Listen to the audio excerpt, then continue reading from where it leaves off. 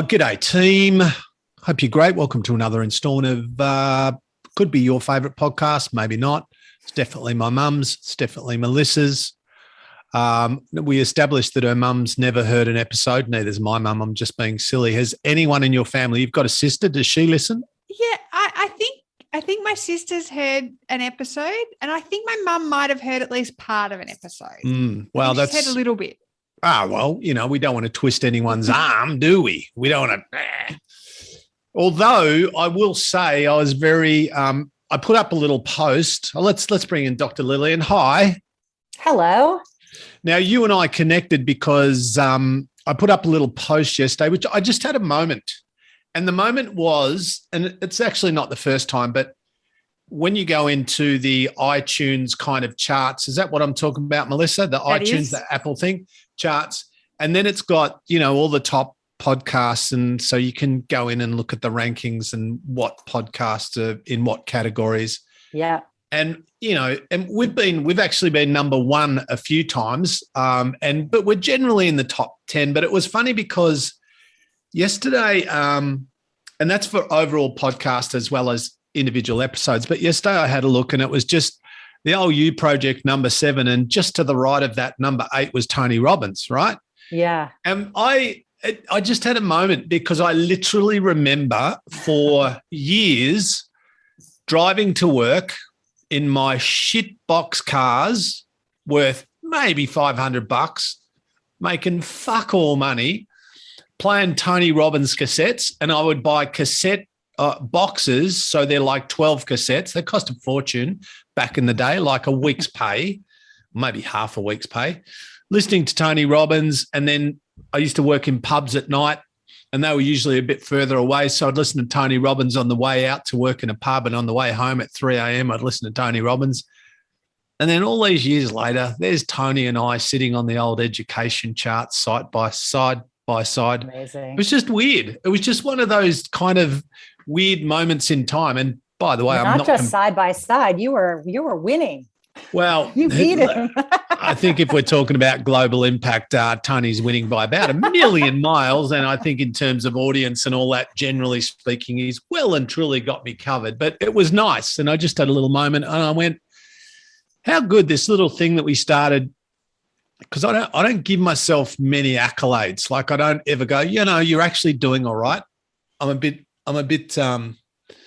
hard on myself. But I was looking at it, I went, well, we started off a few years ago doing one episode a week, very clumsily and very apathetically, and with not a lot of enthusiasm because we'd literally tried 3 times with 3 different podcasts.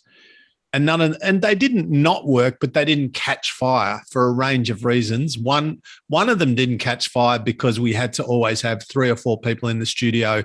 We had 3 cameras. We did audio and video and editing, and that was like fucking producing telly. That was ridiculous. We just created a bad model. But yeah, we're getting there. We're sorting it out, and we're heading towards, well, we're over 250,000 listeners a month now. It's like we're like grown-ups, Lillian. Well, you are. I'm not. Yeah, Not you in the definitely podcast world. Well, you just dragged your bloody PhD thesis off the shelf, and I'm sure you strained your lower back because that bitch is massive. That is like, big. How big is that? 400 pages, did you say? Yeah, it's 402 pages to be exact. 402 pages, and not only it, and it's like massive as well. It's not just 402 pages, but it's like as big as one of those old huge atlases. Yeah, like the encyclopedias that we used to have. And that's what it looks like. It looks like an enormously fat, huge encyclopedia. It is. It's exactly what it is on one very focused topic. Did you have any moments in your life like I had? Anyway, I won't bang on, but I'll ask you, did you have any moments in your life where you met someone or you heard something or you had an encounter or an experience, like a light bulb moment for you that led to something ongoing and big? Wow. I've probably a lot of little moments. I can't think of like one big one, but I feel like, especially in the last 5 years, I feel like I've opened myself up to kind of a whole new world of like being in business, not just being a psychologist. Not that, that's not enough, because it's plenty.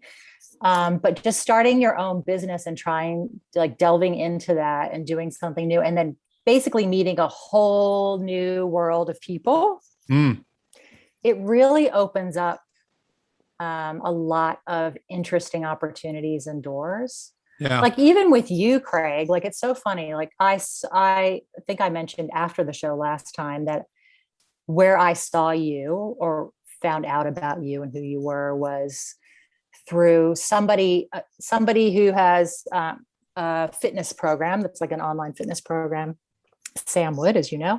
And that you had been doing some things for him, helping him with his program. And I had seen some of those videos, and it's like, oh, this guy knows what he's talking about. How this is so good. I like to see somebody who's talking about mental health and all of those kinds of related things in a way that I felt made a lot of sense, and I really appreciated. So that's how I came to know you. And then somehow you found me. I'm not really sure exactly how that happened. LinkedIn. I saw you on LinkedIn. You kept posting stuff. I'm like, she's a little bit clever though. And I went, she lives, I was going to say where you live, but you live in the suburb next to me. I live in your suburb, actually, and I'm pretty sure that I pass by wherever you live. Oh, really? Often. There you go. There you go. Yeah. We're going to have to take a walk together or something. But just even like then people had listened to that podcast that we did together. And then I found out that we know more people, like we have more people in common. And then you spoke to me today and you said you had just done a podcast with Jackie Lauder, which I was trying to listen to before this. I listened to like most of it.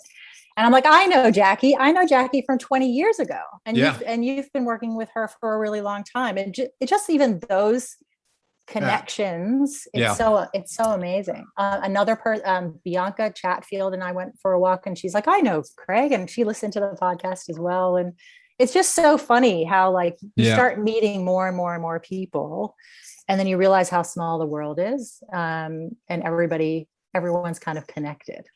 And it's funny, you meet some people who, it might not seem like a natural fit. Like from the outside looking in, some people that I really connect with, people might not predict that because they go, oh, he's a bit of a buffet, he's a bit blokey, he's a bit, but I'm actually very sensitive and I'm fascinated with humans and I love people and I'm just interested. I'm incredibly fucking curious about how people work. And what I love about even someone like Bianca, who you met, who was, vice captain of the Australian netball team. I trained her for years at the Melbourne Phoenix and Melbourne Vixens, and she's an elite athlete, one of the best goalkeepers in the history of probably netball in the world, just a fucking gun, over 100 tests for Australia, superstar. But what's interesting about Bianca is, apart from being a good athlete, she would tell you herself, like, she's actually short for a goalkeeper at international level. She's only 6 foot. She's so tall. Yeah, she's only 6'2", and that sounds huge, but there are lots of 6'3", 4, 5, 7 goalkeepers, right?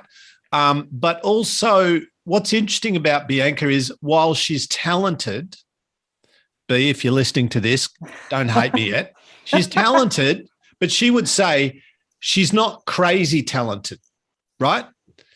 And she's not from an athletic point of view, although talented, and from a physiology point of view, not hugely fast, not hugely amazing agility or speed or reaction time, but pretty good at everything. But what she has the ability to do, Bianca, which I love, is to absolutely extract everything out of what she's got. So I'm always interested when I'm talking to people about potential and outcomes and tapping into what we've got and maximizing and optimizing. I'm interested in I'm interested in people's talent and skill or default setting of, I'm interested in their genetics and I'm interested in all that kind of stuff, but I'm really fascinated with what they manage to do, be, create and achieve with it all. Yeah. Right. And I think that's because I'm mediocre. And I'm not fishing, but I am. Like, I might do some not mediocre things and create some not mediocre outcomes. But me at my core, like, I literally was the kid picked last for every sporting team. I literally was academically very average. I literally was the fattest kid in the school. I literally was working for $10 and $12 an hour in gyms and nightclubs, getting punched in the face in my early 20s. And like, that was my life. I came from the country. There's nothing special.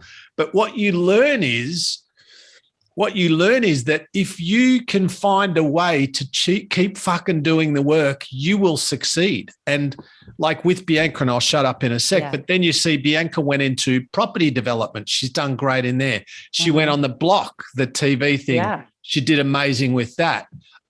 She's written books. She's developed netball programs. She's done everything that she does. And not because she's got a profile, because there are lots of people who've done been where she's been, but don't get the same level of success because they just don't do the work. Well, it's doing the work, but it's also knowing who you are and like being really secure within yourself. What does that mean? You sound like a psychologist. What the fuck does that mean? Oh, it's knowing who you are. What does that mean, Doc? Oh, you're trying to copy my accent now. Come on. What does that mean, knowing who you are? What does that mean? A lot of people go through life, especially interacting with other people, trying to figure out what they want, who they want me to be. Right. What everyone around me expects and wants. Yeah. Yeah. And then they become that, for other people. Yeah. And if you do that a lot, it starts to be confusing. Yeah. You don't really know, like, what is your real opinion? What is your personality? What are your strengths? Yeah. And when you feel like that and you're insecure, it's really hard to create kind of your own goals that are aligned to your own values and then work towards them. Like, how do you work towards something that maybe there might not even be your goals, or, it might not be based on your values or what you think is important. It's based on what you think other people want you to think is important instead. Yeah.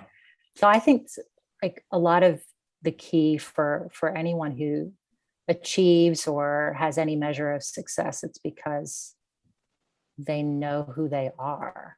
And maybe also importantly, happy to be who they are, even if that is not, even if it doesn't go down great with others. Yeah. Accepting who they are. Exactly. Well, I think it's fine to like, yes, the reality is we're all flawed human beings and we all have to accept that fact. And it's about acknowledging your strengths and having that a balanced view of yourself, that there are things that you need to improve or could improve as well. Yeah. Yeah. Right. So it's not like, you fully accepting yourself doesn't mean that you don't think you need to change in some ways. You can actually be both at the same time. And I think that that's like key, really, like to move through life, being accepting of yourself, but also always wanting to learn and be better. That's a really, really well answered, by the way. I was being cheeky with that question, but you 15 love you're winning. Thank you. But that is 15 love Najard. It's a really good distinction you make, right? Because I think this door gets open when I talk to people about, my research. But there's a thing where some people are like, I'm just going to be me and fuck everyone else. If they don't like me, they can get that. I'm like, yeah, I get where you're going, but it doesn't really work, right? You can still be yourself and be authentically you without the fuck everyone else bit. Yeah. Why would you? Yeah. We all need to care still about other people. 100%. Yeah. And that doesn't mean that you've got to modify who you are, or it's like, I know, like, I guess I made a conscious choice on this show to just be as completely authentic as I can. And I accept with that some people won't like who they hear or what they hear. And I go, look, I swear when I talk. Some people think I swear more on the podcast, or that I must put, well, no, this is actually just how I talk. It's just how I talk. So I don't have a special podcast voice or persona. and I do no planning. And as in, like with you, I do no planning because I know you. So I go, let's just talk and see where we go, right? Because nobody wants to hear the fucking pre-planned, choreographed, here are my 7 questions. Will you send them through? And then let's just workshop that. I mean, it's not genuine. You know what? I don't mind doing it that way. It causes me a lot less anxiety, Craig. Yeah, I don't really care about your anxiety. So there's that. Don't. I'm letting you push me into this. Yeah, exactly. But also, having said all of that, I'm well aware that if I'm doing a gig for a company, I'm not going to get on there and say, good morning, you fuckers, eyes to me, let's get on with it. So, you can still go, look, I'm pretty, I'll say what I think what I say, but also I'm aware of situation and sensitive to others' needs. But if this is the Craig Harper podcast, I'm just going to be myself. Yeah. If I go on someone else's show or podcast and they say, listen, we don't do swearing, I'm like, no problem. And I don't swear because that's appropriate, Yeah. So I think it's being able to be yourself, but navigate the complexity of others. Yeah, I agree with that. I think, as a psychologist, I'm myself with my clients, but I have a professional stance, right? Yes. I'm not exactly the same, or I emphasize different parts of myself in that environment.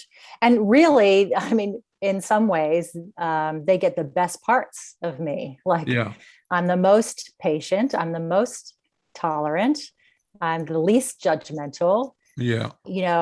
All of those qualities and skills I have all the time, but they're emphasized in that environment. And really, I need to work on emphasizing that in other environments as well. I think it's funny because I think part of what my conversations with clients is, trying to understand what their skills and strengths are, and highlighting for them that they actually have them already. They're just not using them and applying them across all their situations and circumstances. And it's quite normal for us to not always apply the skills that we have across all the situations. But once it's highlighted, then you can start working on it. This is a hard question, I know, but what's the antidote, or what's part of the answer to this tendency that so many of us have to people please? Even to please people that maybe don't even care about us or want the best for us. We still and I'm not endorsing conflict. I'm just saying, sometimes at all costs, don't ruffle feathers. Just what do you need me to be? I'll be that. Or what's that about, the people pleasing? Obviously, it's fear. Yeah, what's the fear? Fear of being judged, fear of being embarrassed, fear of not being good enough, fear of being found out, fear of not being liked. It's very much tied to social anxiety. And look, we like pleasing people, and it's fine to do that, but not at the cost of yourself, not when it's doing detriment to you, not when you're losing yourself in the process. Is that the line? Is that the distinction between being a nice human and then throwing yourself under an emotional and psychological bus to keep everyone else in the world happy? Yeah, look, if you're finding that you're agreeing with everybody all the time, that's probably highlighting that something's not quite right. That's a red flag. Yeah, if you can't say no to people, if you're doing things for others, and even though that's going to really put you out in a way, we all do that sometimes, right? There are times where that's fine to do, that's nice to do, it's generous to do, it's thoughtful to do. But when you're constantly doing that, it's not good for you. And it is a sign that maybe you're putting pleasing others before your own self-care and self-worth. A lot of people who are people pleasers, they tend to over apologize. Yeah. People who are just say sorry for everything. I've had clients who preemptively apologize just in case, they'll offend somebody. And the other thing that's really common amongst people pleasers is asking for reassurance. Yeah. Yeah. So because they're always afraid that they've offended someone, or they haven't been appropriate, or they might not be liked, they're constantly asking their significant others, friends or family, and was that okay? Did I, am I okay? Did I offend you? Were you bothered by what I said? Like, they're always kind of checking in and making sure that everything's still okay. And I guess the irony of that is that if you do that enough, you're going to really annoy people, right? You're going to push them further away. If you always have to reassure someone, that can be quite tiresome after a while. So even though what they're wanting is to make sure that their relationships stay strong, what ends up happening is it creates distance. I remember having a conversation, Doc. We're on the air with Dr. Lillian Najad, who did a 9,000-page thesis for her PhD. She's glad it's over. I remember having a conversation with one of my mates who, this was a long time ago, and he started, good-looking dude, started dating a lady, good-looking lady. They're both young, hot couple. And he always kind of thought he was batting above his average, right? Like, she was maybe a little bit too good for him, which I don't know. I don't even want to open that door, but that was his thinking, right? And he always acted like he was lucky to be with her, which he wasn't. He was a good dude and good, but she had a lot of confidence and she was very attractive, and he was, equally as attractive, but just didn't have great self-esteem. So he would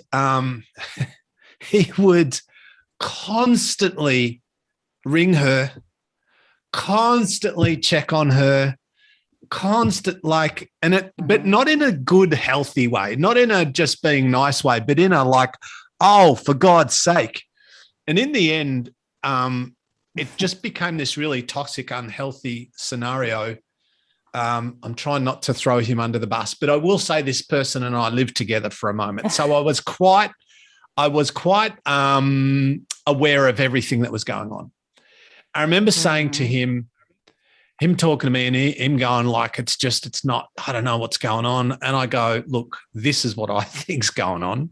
Like, you've just given your testicles on a plate to her and she's completely, and she wasn't doing anything wrong, but he'd like given away all his power.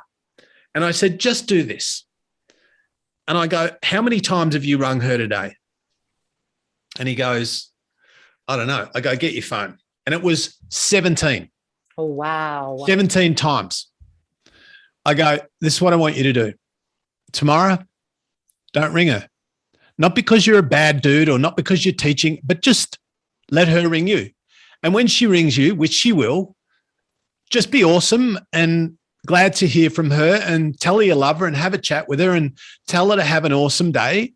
And then don't ring her. Yeah. And then if you don't hear from her by night, then give her a call and whatever. And it literally took a week to change the dynamics of the relationship. And all he did was just stop being so fucking needy and insecure, or at least behaving that way. And I said, you know who's attracted to insecurity and neediness? Fucking no one. No one is attracted to that. And the trouble is that when people, and I don't know, you correct me, you're a psychologist, I'm not, but it seems like when some people are insecure and needy, and I'm talking in an unhealthy, toxic way, everybody, but and they don't get that whatever satisfied, it escalates and then they become more needy and more insecure. It's almost like an emotional addict where it just can't, it's insatiable. Well, their behavior is being reinforced, because what happens is, like, in your example, he's feeling really anxious about his relationship. So he rings and his anxiety is relieved. Yeah. So that behavior is reinforced. That means he's going to want to keep doing it. Yes. And then it becomes like, well, that makes me feel good, so I'm just going to keep doing it. And it becomes like this thing that actually could have ruined his relationship had you not intervened. And the advice you gave is literally what I would do with my clients too. Like, I point out we talk about the reassurance seeking, and we put a plan in place where they will not ask for reassurance anymore. And I get them to talk to their family members or their friends or whoever they're doing it the most with, and say, look, this is something that I've noticed, and I'm going to stop trying to do this. So if I do ask you for reassurance, I want you to let me know and not, or not respond. Yeah. So that I don't get reinforced for it. And then that can extinguish that behavior. And so it's not, because it becomes like a compulsion. Yes. It's kind of almost, it's compulsion. It's an addiction of sorts, especially you explain it beautifully, like, because when you do that thing, then you get that relief. You get that, whatever, that probably dopamine response, right? So it's that phone call and that person answering, and that exchange creates a biochemical shift, just like shoving something, in your mouth or something. Yeah. Why for other anxiety issues, it's avoidance that leads to that, right? Yeah. And people end up avoiding everything, and then they can't do anything because they've learned that avoiding things makes me feel better. I don't feel anxious anymore. Yes. Now I'm depressed because I don't do anything, but I'm not anxious anymore. Right. That's where it ends up. Yeah. Anxiety usually precedes depression by many years. So it can be what leads to it untreated. Yeah. Why do we only pay attention? Like, some of us are in situations like, I get really nice feedback. I would say most of the feedback that I get is, the vast majority is somewhere between pretty good and like really, really, really nice. Mm-hmm. But all it takes is one person, right, to, say something horrible, which happens, and it's going to continue to happen because it's a statistical inevitability. And even though I know all this shit, and even though I think about this and teach this, and even though I understand what's going on, and it won't derail me for 2 days, but it'll derail me for an hour, because I go, how can they not like me? Like, why don't they like me? I don't even know them. What is that about when 100 people are going, hey, mate, love you, you're great, and one person's going, nah, you're a fucking idiot? Why does the one have more impact than the 100? Well, there's probably a lot of reasons. I suppose one is, I suppose there's a couple I can think of off the top of my head. One is that, you want to please everybody, and most of us do. And so it's hard when somebody gives you the message that you haven't pleased them but the other is, I guess it's easier to pay attention to an outlier, that exception kind of sometimes stands out more than the rule. Yeah. And I guess another one is that we're problem solvers. We see a problem, want to fix it. And, in the case of getting, social media feedback, it's not usually a problem that can be fixed. So it can be really frustrating. And then you sit with it frustrated because you can't do anything about it. And it can play on your mind because of that as well. Do you have I feel like so many people, if I've got 100 people in a room and I say, put up your hand, not if all the time, but periodically you're insecure, every hand goes up. You're an overthinker, every hand goes up. You feel like an imposter, every hand goes up. Yeah. Self-doubt, bit of self-loathing, every hand goes up. Mm-hmm. Put up your hand genuinely if you think you're pretty awesome, like 3 hands. Because you live in Australia. Yeah. What is that? Yeah, that's right. In America, that'd be 97. You're actually right. We were talking about this the other day, the difference between Australian and American audiences. What do you, and again, I don't expect you to have absolute answers on all of this, but what do you think that's about? Why do we feel like, why is our default setting sometimes to think so little of ourselves? Well, I think I was joking, but I was also serious about saying culture plays a big part in that. Right. I think that Australia is a really interesting place because I feel like that's a really diplomatic sentence. well, I was going to explain it. I mean, no, I think it's great. I think the whole thing about giving everyone a fair go, like that's part of the DNA of Australia. And I think that tall poppy syndrome thing that can happen, or this thing of like, you can't express success or that you're good at it, you know, or great, or is to make sure that everyone has a fair go. I think that's the intention. And it's just taken too far. America takes it too far in the other direction, right? So like, it's all about talking about yourself and how great you are. And it's like, well, calm down. Like you're not, you know, like you can also recognize the other parts of yourself and be a little bit more balanced.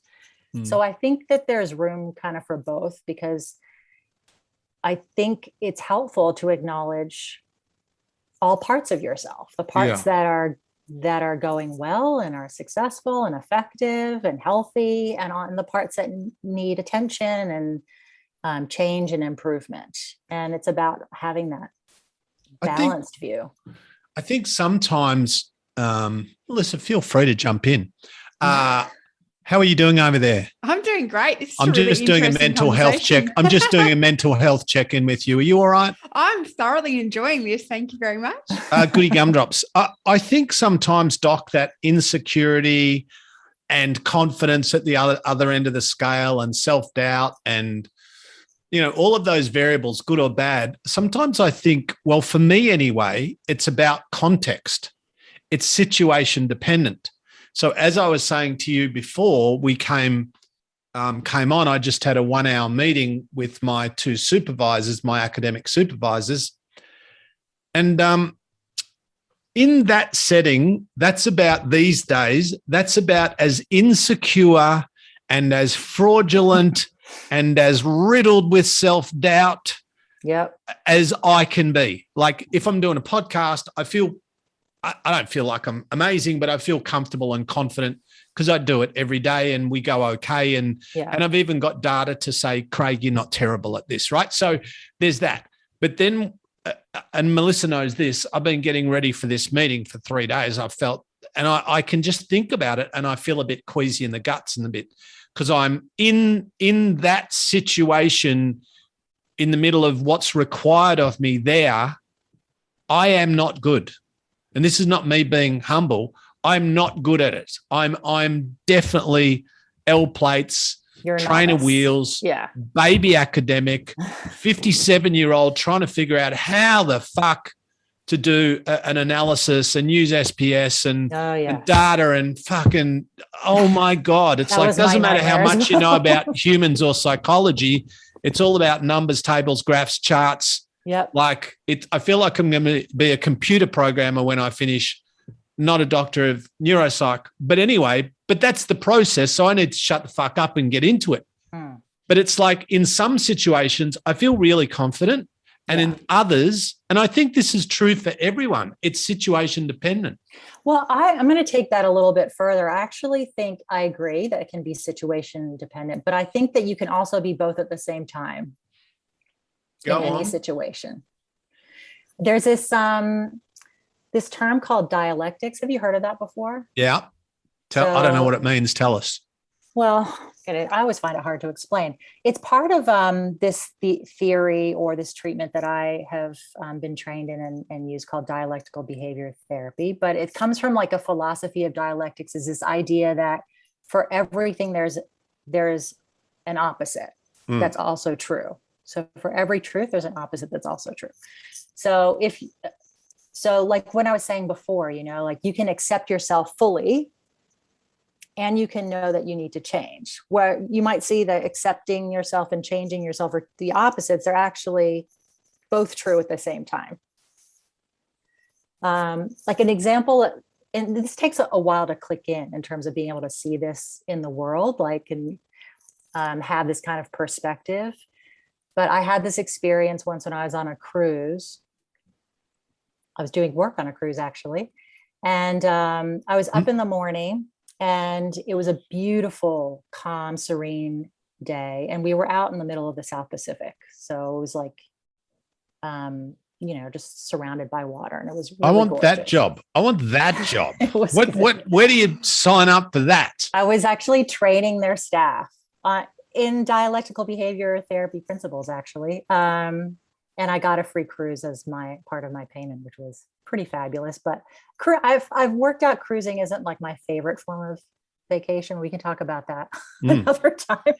But when I was out looking across the water and really enjoying the calm and the peace and the serenity, I literally thought to myself, well, this is like such a peaceful, calm moment. And then at the same time, I felt very unsettled. Wow. Because I was surrounded by only water. I could not see land anywhere. And I was like, this is being vulnerable. Like, you're on a ship in the middle of nowhere. Anything can happen. There's no land anywhere. There's nothing in the sky. But I had that kind of sense of being unsettled and peaceful at the same time. And I think that that's possible pretty anywhere, anytime, with anyone. Yeah. So I definitely feel kind of almost not opposite, but different emotions at the same time, where I can be excited to do a presentation or a gig and a little bit fearful. Yeah, exactly. There's part of me that's like, oh yeah, this is, but also there's 12.5% going, but it could be the day you fuck it up though. Yeah. But I think it's helpful to kind of like know that you can be both at the same time, because I think sometimes when people feel anxiety and excitement, they only pay attention to the anxiety. The anxiety kind of usurps the excitement, because they're like, well, they don't acknowledge you can be both. Yeah. As soon as anxiety pops in, it's like, no, I'm just anxious. It's like, no, I'm actually anxious and excited. They actually feel very much alike, those emotions as well. And then you move forward and, proceed like with a balanced perspective. Do you think that, okay, so let's talk about the opposite of anxiety and self-doubt and fear and all those things. Let's talk about maybe towards the other end of the scale, confidence, being confident and comfortable in a situation, right? So my idea is, I've told this story once before. I might tell it because you haven't heard it, and probably 3/4 of my listeners haven't heard it. So one of the things that I've done many times over the years, successfully every time, Lillian, except one, is what I do is, you know what I'm going to say, Melissa? I know what you're going to say. Yeah. So I have this idea, right? So my theory is that we create internal shift by external shift. In other words, when we do new things, we get new insight, we develop new skills, we become more confident because we did something and we survived, and now we know we can do that thing, right? So I used to have this, which I haven't done it for a while, but maybe because we're in lockdown. Not sure if I'll ever do it again, to be honest. But I did this many times, maybe 100, worked 99. Anyway, what I used to do was we'd talk about fear and overcoming fear and creating confidence and how that works. And like, you can't think yourself into confidence. Yeah. Right. You've got to behave yourself into confidence. You've got to do things that build confidence, doing things, right? Yeah. New things, hard things, difficult, uncomfortable things. And a byproduct of that quite often is emotional and cognitive shift, right? So I'd say put up your hand if you're scared of public speaking. And some people would be even scared to put up their hand because they'd think I might make them speak. Yeah. And I'd say, all right, you don't have to do anything at all, but put up your hand. Like, just be real, and I'm not going to drag you up, nothing, right? And so, I don't know, 20% maybe 30%. I think the actual number is really high, but yeah. And they'd put their hand down, and then I'd say, all right, now put up your hand if you're fucking terrified of public speaking. And this lady a few put up their hand, and I picked a lady and I said, would you come up here? And she just looked at me like, I'm going to kill you. I'm going to kill you. I go, you don't have to, right? And you don't have to I'm not going to get you up here to do public speaking, right? But anyway, So let me just, before I tell what happened. So normally I would get people up. I'd just talk to them a bit. I'd go, where'd you come from today? I go, don't look at them, look at me. And I'd hold my lapel mic between the two of us. I go, so we're in St Kilda. Where'd you travel from? And they'd go, I came from Bayswater. I go, that's a fair drive. How long? Oh, about 40 minutes. I go, did you have any trouble parking? No, okay, cool. So kids? Oh, yeah, husband? Yeah, wife, whatever. Yep, cool. Where'd you go to school? Right. And did you study beyond that? Or, yeah, I did a whatever. Cool. What do you love about accounting? Or I go, don't look at them, right? Just talk to me. And so I'd talk to them in 2 or 3 minutes, and then I'd go, so you've just been speaking in front of an audience, like you didn't fall down, you didn't fuck up, you didn't have a heart attack, you've just been public speaking because you're talking into a microphone in front of hundreds of people. And they'd get a bit of confidence, right? And then if I'm doing an all-day workshop, I'd get them back an hour later and I'd ask them, and I'll do this 4 or 5 times over the day, and by the end of the day, they would do a presentation. Wow. So I'd get them to do a 5-minute talk to the group. And 99 times out of 100, they did it.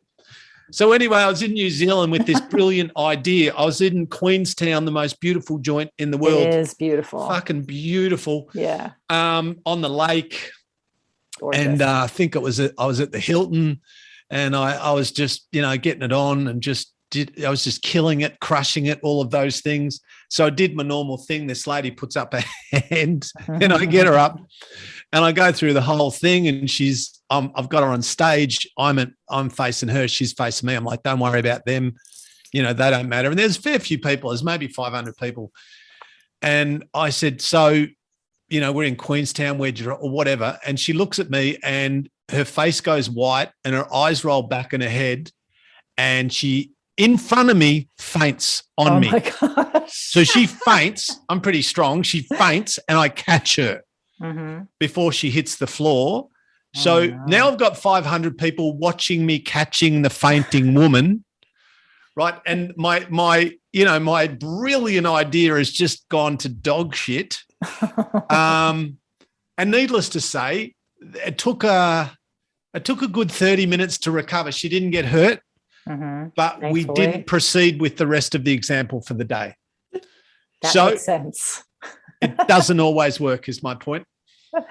No, well, I mean, what you're talking about is basically doing exposure therapy with people, and not everyone's going to be ready. I wish you had told me that before I did that. I wish you and I had connected earlier.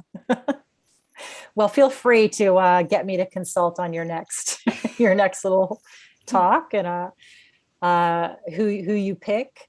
Picking the most terrified person is a risky maneuver. Not the first 99, bro. Hey, yeah, I mean, that's pretty good odds, really. I want to talk to you about business, right? Which is a weird tangent, but I want to talk because I've owned my own business since I was 26, which is a long time. And you've just kind of, not recently, but kind of recently, 5 years ago, you said stepped into the world of business. How are you finding business? What was a steep learning curve for you? Yeah. And what was the catalyst? Because we have lots of people we get a lot of feedback from people who go, I love my life. I kind of like my job, but I don't love my job. And so I would like to either find a job I love or maybe create a job for myself, i.e. a small business. Yeah. So tell us about your foray into the world of being a small business owner. Okay. So I guess I've done it twice in the last 6 years. The first foray was going from working for large organizations like hospitals and universities to private practice. The reason why I made that decision was I was frustrated with the leadership and the culture that was developing because of the leadership.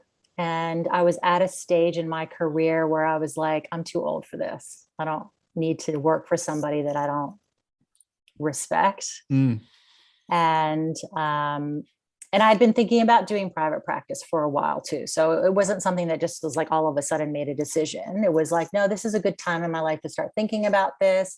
I loved what I was doing. I loved my team.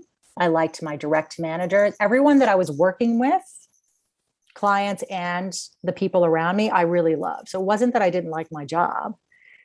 It's just that if the leaders of your organization you feel like they aren't doing the right thing, or their heart and head aren't in the right place ethically, and professionally, I just wasn't going to work for them. Yeah. So I went out on my own. And in terms of starting that, it was a steep learning curve, because I was going from public mental health to now having to say, I'm going to charge you a certain amount for my services. I found that really difficult. I honestly probably didn't make any money the first year, because I was like, you can have me for free, and oh, you can't pay. That's okay. Like, I just felt so uncomfortable asking for money.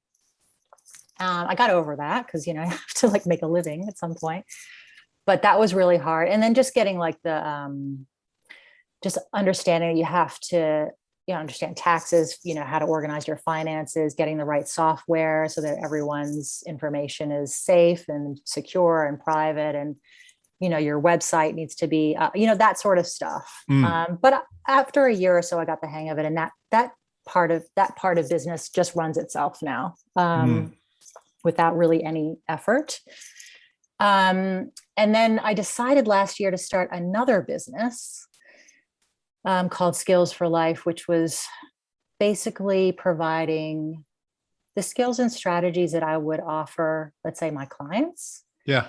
But making them accessible to everybody through online means. So whether that's courses or webinars or podcasts or written resources or whatever it is. But trying to make the main part of the business delivering online courses. So I started, again, that's been a huge learning curve, because that's completely different. Like if I was like uncomfortable selling psychological treatment services to my clients, and that's something I knew I was pretty good at and had done for 20 years. Imagine like trying to sell to people I can't even see. Yeah.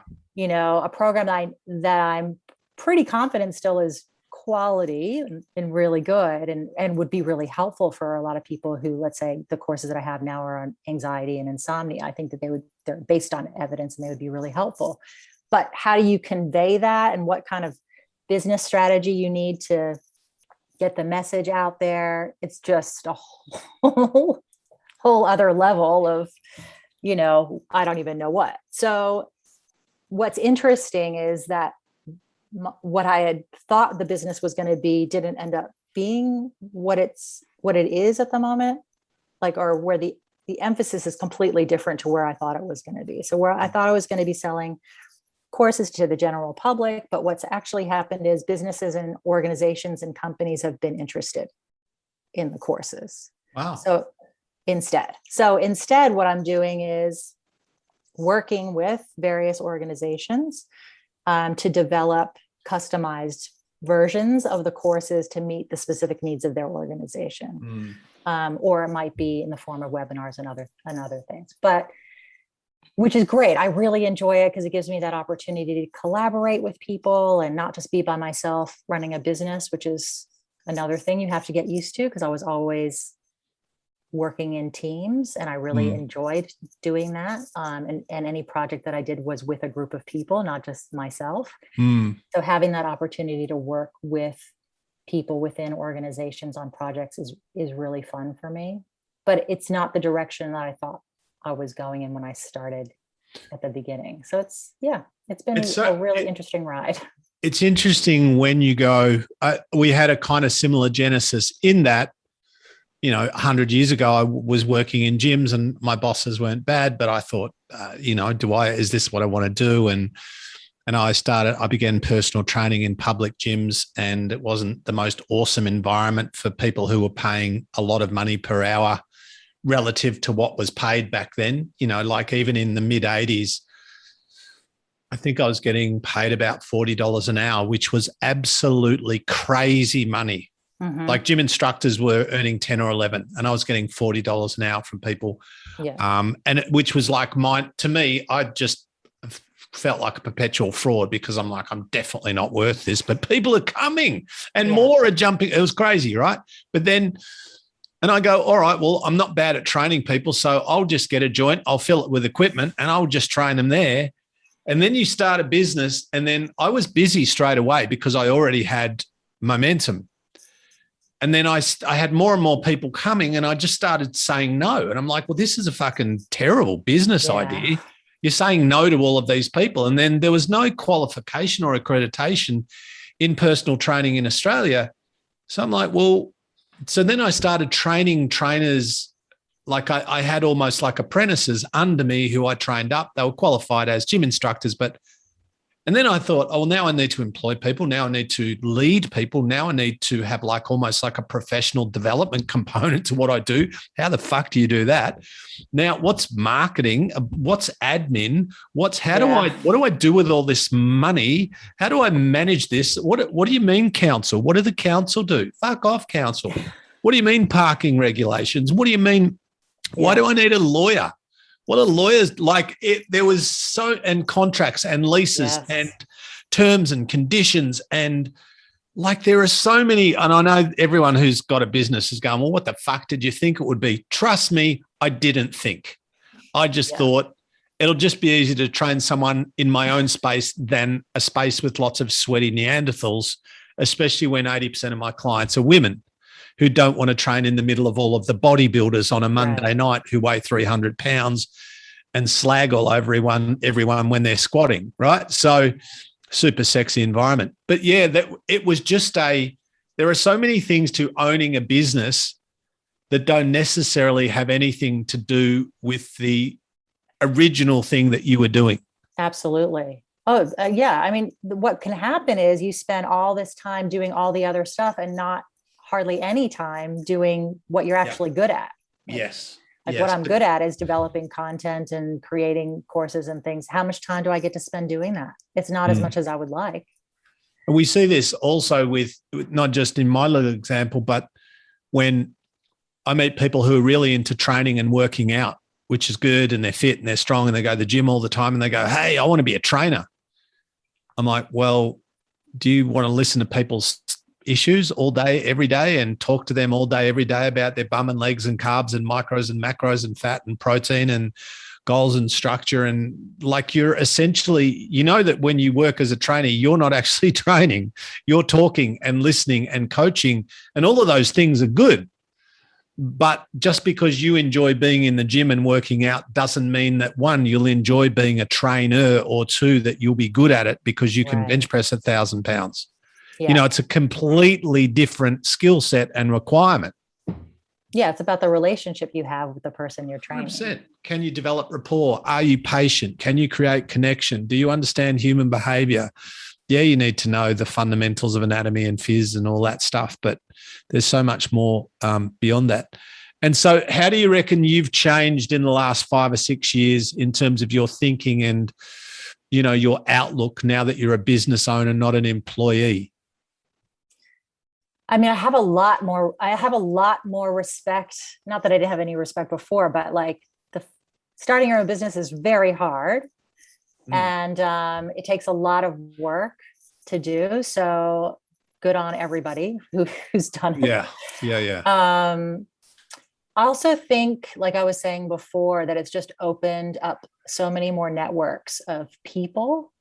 Like, I remember a time in my life when my kids were really young, where I was just like, I don't need any more friends. I don't need to know any more people. Like, I have a lot of friends. I barely can see the ones that I have. Like, it was just overwhelming, like kids starting school, and then you have to meet all of the new families and 2 different schools. And it was a lot. And I'm like, I'm done with like meeting. I don't need any more connections. But no, that's actually not true at all. It's actually so much better when you're open to new connections. And like you said, you don't necessarily know who you're going to connect with just by seeing them at surface level. Yeah. Some of my best friends now were just random connections that I just opened up a conversation. Randomly, without knowing them at all or having any kind of perception or judgment of them at all. And I really value that. And I feel like being in business gives you that opportunity, a lot. Yeah. To meet lots of people. And, I'm in the business of being with people, and I really enjoy people like you do. And not just to try to figure them out, but just like to be with and enjoy their company and understand, be interested in their interests and open my world up more. Yeah. And I think that that's what opening my own or starting my own businesses has given me, like a bigger world, I guess, to be in. I feel like for me and for lots of others, but not all others, obviously, maybe some others, I feel like things have, in terms of career things and what I'm doing, they have like a use by date. I do something for a while. I really enjoy it. I'm not talking about throwing it in 3 weeks later. I really enjoy it. I develop skill at it. I get good at it. And then I do it for a while. And then I go, yeah, this is okay, but now I want to do something new. Mm-hmm. Now I want to learn. I want to develop another skill. I want to work in a different space. I want to work in a different environment or with different types of people for different reasons. And, when I started in gyms, it was like the best job in the world for me, even though I got paid fuck all, but I just love being in gyms and talking to people and being cheeky and having fun and, writing programs and learning about the body and human behavior and, all that kind of, because I was in that motivation, inspiration, transformation mindset, and I was on my own journey and I could help others. And it was a beautiful fit, albeit not financially viable. Ergo the bouncing in pubs. But then the progression was, personal training. And then, which is, now you're starting to work with the whole human, not just the body. And, you're creating a big picture, 168 hours in a week plan. You're talking about the variables. You're becoming more of a coach. It's a bigger picture job. There are more things that you're kind of addressing. And I'm a boss now and I'm leading people and I'm doing business development, all these things.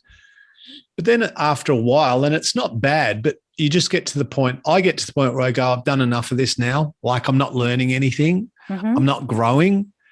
And while I'm doing it and when I'm doing it for 95% of the time, it's somewhere between pretty good and amazing. Then I get to a point where I go, nah. And I feel like I'll get that with corporate speaking one day, mm-hmm. And I feel like I'm going to be this old dude just writing some big philosophical fucking thing that no one will ever read, but I'll totally love writing it. And I'm just going to go down this rabbit hole of philosophy and ideology and thought and psychology. No one's going to give a fuck, but I'm going to love it. And I'll publish it and 4 people will read it in the world. Yeah, but I love that because you're doing it for yourself and it's what's fulfilling and meaningful for you that really matters, isn't it? Yeah.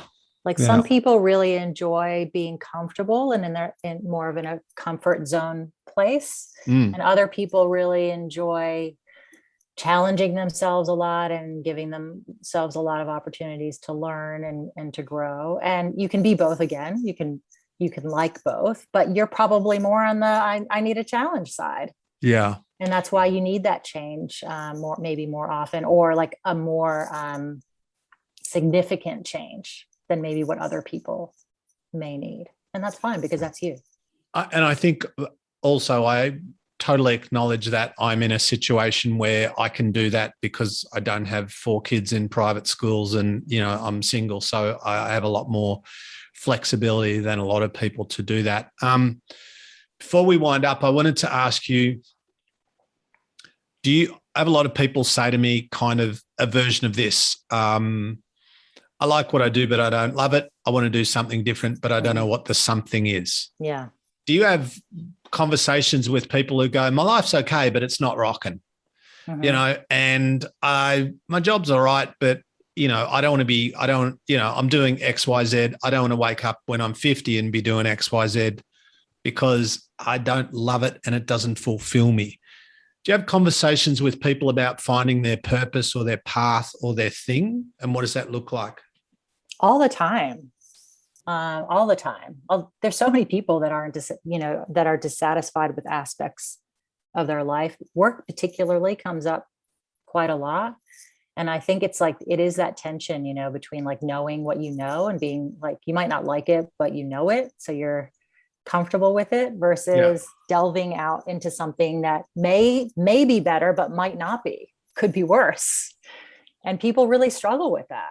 They struggle with making decisions that could lead them down maybe a track that could be seen as a mistake. And and people do that in relationships. My relationships are 3 out of 10.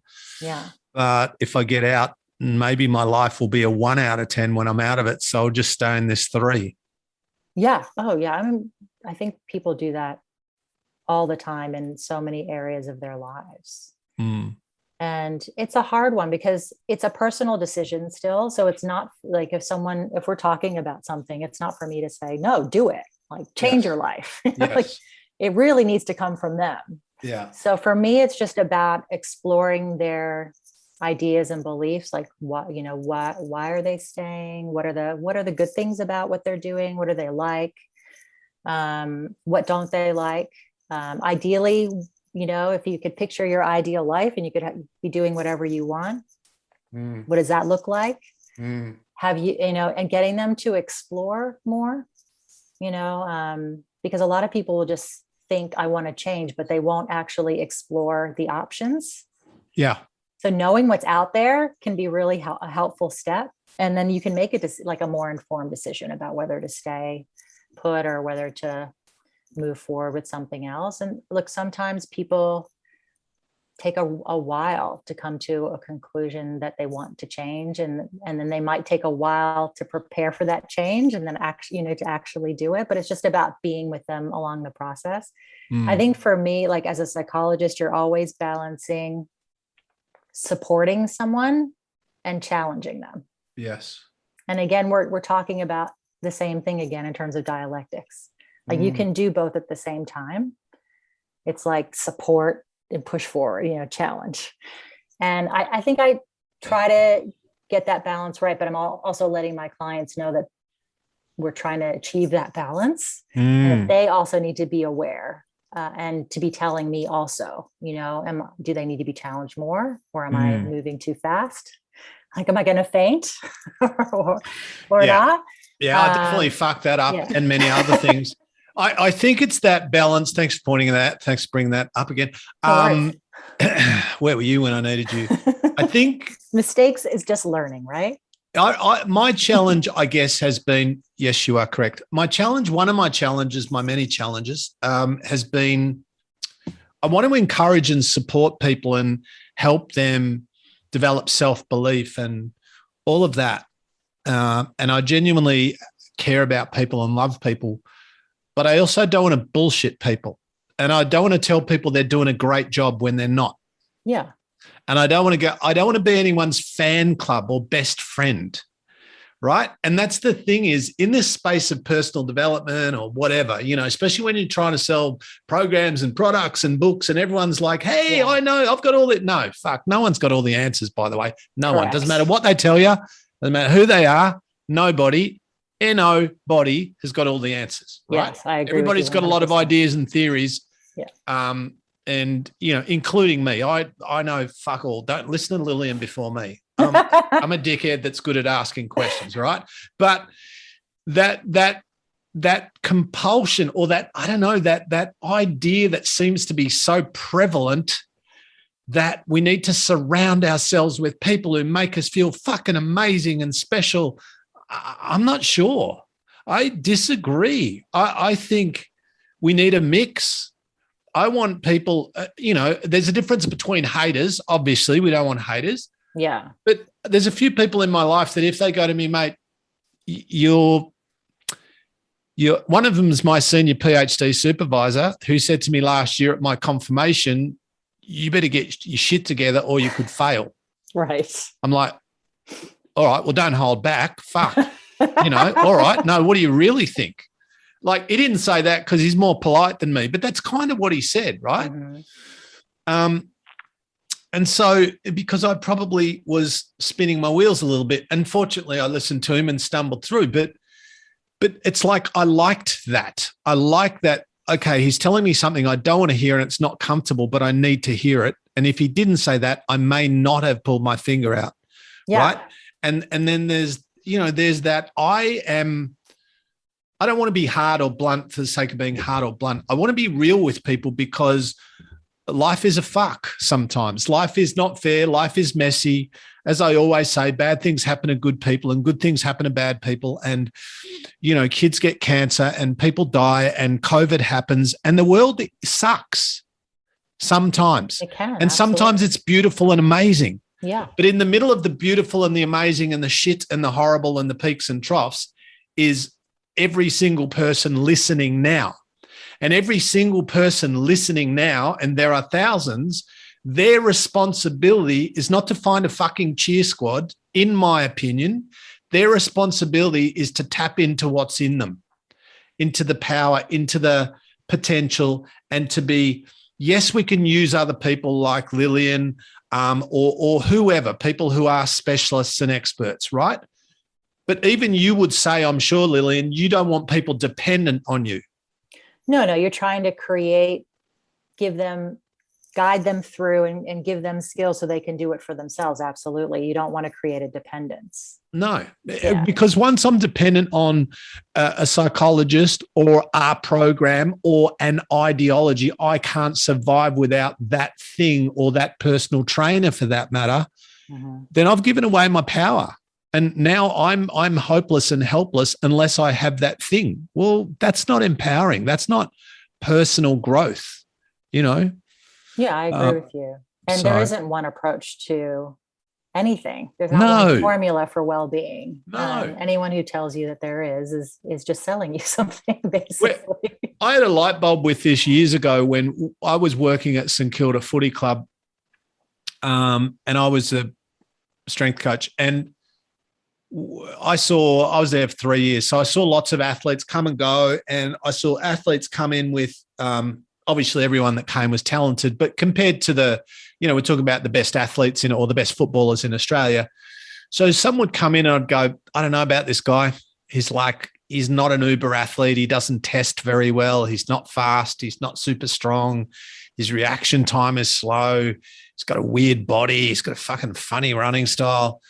And, his name's Robert Harvey. Oh, my God. And he wins 2 Brownlow medals and he's fucking amazing. And not that I thought that about him, but Robert Harvey, for example, brilliant player. But in terms of from a physiological point of view, there were more impressive athletes. But the more impressive athletes who might score higher on different tests played 2 or 3 senior games. And so I've always been fascinated with, and by the way, Rob Harvey, before anyone sends me an email, good athlete and unbelievable football brain. But, and you probably don't even know who he is, Lillian, neither do half of my listeners right now, but just the epitome of someone who has pretty good genetics and pretty good natural talent and a pretty good football brain, but who has a 20 out of 10 work ethic, mm-hmm. and who will just hurt themselves to grow, right? Where they'll just put themselves in harm's way, which I'm not recommending. They'll put themselves in that. Yeah, fucking oath I am. Get on it. No, I'm not. Well, sometimes you got to go where you grow, and where you grow is not always fun, quick, easy, painless, or sexy. That's it's right. like it can be painful. We're so addicted to all things easy. I fucking hate it. Oh no, I agree. I think I call them mind fads. Actually, after the last show that we did, you were so kind, and you called me and you're like, you should do videos, and I was like, yeah, people keep telling me to do videos, and I'm like very reluctant to do them. But I actually did. I did one because you told me to, and I haven't put it anywhere yet. Come on. But it's called. But the topic is mind fad. So I'll tell you what I've put into the video, and you can tell me if did you say mind fad, F-A-D? Yeah. Right. Okay. Let's workshop it. And by the way, before you start, why are you scared to put it up? What's going on? It's only you and me. What's going on? Yeah, no, I know. It's like I want it to be, I don't know. That's a good question. I need to Oh, just come on, Doc. You can do way better than I don't know. You absolutely know. And you can't bullshit a bullshitter. And just because there's 10,000 people listening, you can be vulnerable. It's okay. We love you. No, I mean, okay, it is putting yourself out there in a different way. I've done that a lot in a lot of different ways over the last 5 years. I suppose that's another thing that I've done a lot of is put stop changing the topic. Get back to this fucking video. Hey. You can't deflect with me. I don't care about the last 5 years. Calm down. I'm super calm. I care about this video. When's it going up? Maybe after this show, if you be quiet. Be quiet. I was going to tell you about it to try to get reassurance, and you're not letting me. Well, I think you're brilliant, which is why I encouraged you in the first place. Thank you. That's so nice. All right. Tell us about MindFad. Okay. So the idea is that there are a lot of people saying a lot of things about how to improve your mental health or be healthy or be happy and have a great life. We've talked about one MindFad. That's not one of the ones I talked about in the video, but this idea that there's a one formula that suits everybody, that's just going to work for everybody. But the ones that I talk about in the video are this, the idea that you can get rid of anxiety and that's even a good idea. I think we've maybe talked about this in the last show, but it's just really about getting people to understand that anxiety is part of the natural human experience, and it's actually really useful sometimes. In fact, we need it to survive. So anyone who says they can get rid of it or help you get rid of it is not telling you the truth and is not doing good by you anyway. The second one is that we can achieve happiness. I think this is a little bit of what you're saying. Like, happiness isn't a destination or an achievement. It's an emotion that will come and go, and having a meaningful life means that you're going to experience a full range of emotions, including happiness. And then the third one, what was the third one? The third one was, I don't know what you think about this topic. I think you agree with me. The idea that you actually already said it earlier, you can't think yourself into something. Yeah. This idea of manifestation that's taken hold of a lot of people, and that, if you think it or wish it, it's going to happen. And the way that plays out for a lot of people, and this is maybe the damage that people don't realize they're doing when they're pushing manifestation onto people, is that we don't always have just good thoughts, happy thoughts, thoughts about what our brilliant future is going to look like. We have a lot of cautionary thoughts, anxiety-ridden thoughts, destructive thoughts, aggressive thoughts. And so if you believe that your thoughts will manifest things, and you are aware that you're having destructive, unhealthy, unhelpful thoughts, then you're creating basically a lot of people who are going to be super anxious that something bad's going to happen because of just their thought. Yeah. And that's what I see in my office a lot. I see a lot of people who think that their thoughts have a lot of power. And I think that may be partially due to this idea of manifestation and how it's really become part of the culture in a lot of ways in terms of how people think about change. So those are the three things I talk about in my video. What do you think?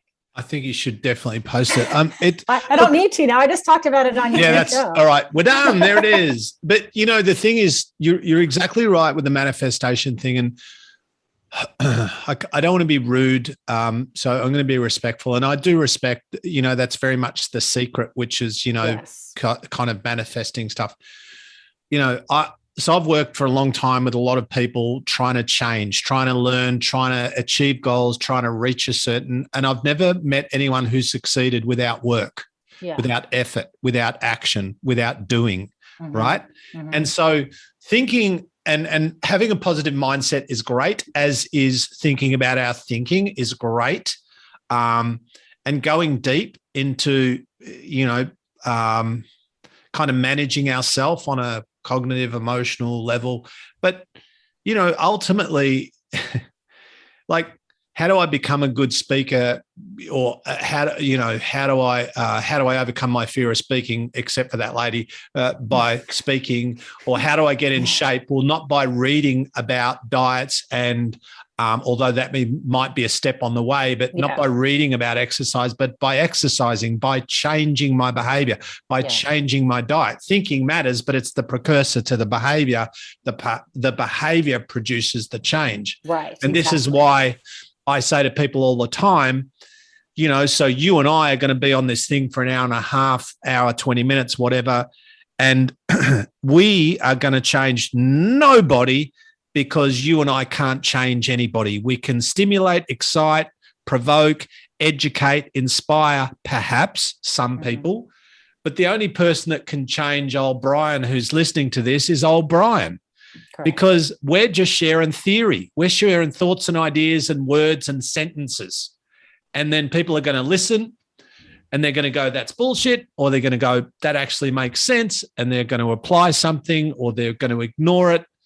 But if they do something with what they hear as a result of a bit of information or inspiration, and they create change, you and I didn't do it, they did it. Correct. Yeah. I mean, having an optimistic mindset and having hope for the future that it can be better is really important. Like you said, that's not what's going to create the change, right? Yeah. That mindset helps you do the behavior that creates the change. Yeah, so I completely agree with you. Stepping into the doing. We might call this episode that, into the doing, maybe something like that. All right, I'm writing that down. Hey, you're terrific. You're terrific. I wish you'd post that video. How do people? I'll post it. It's ready to be posted now. How do people find you, follow you, connect with you, and come over to your house for dinner? How do they do that?